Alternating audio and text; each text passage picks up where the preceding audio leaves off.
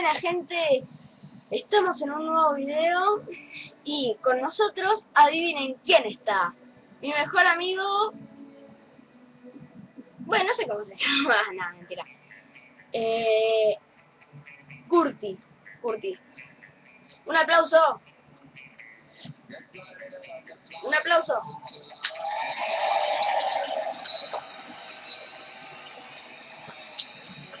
Thank you.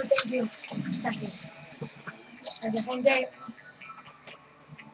Bueno, estamos en un nuevo live y hoy lo que vamos a hacer va a ser esto.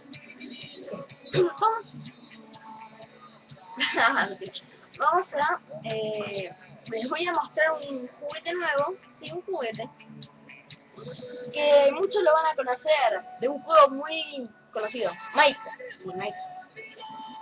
Acá está el pico de Minecraft, aunque es un pico de esmeralda en realidad, está re mal hecho, pero es un pico.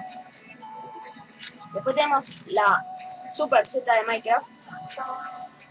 Ahí. Ahí está. Y el bloque de tierra, ya lo tengo todo acá. El bloque de tierra, lo abrí antes, bueno, no importa, o sea.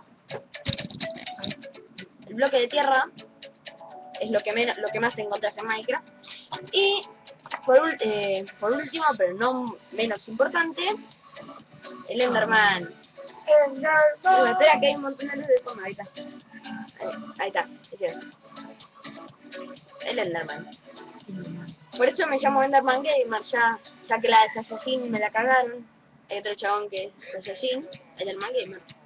Y este va a ser mi muñequito, este lo voy a poner en la mayoría de los videos, en los que se pueda ver mi cara. Y no podía faltar, que este no es de Minecraft, pero bueno, está igual, es de mí. La cara de bueno que tiene.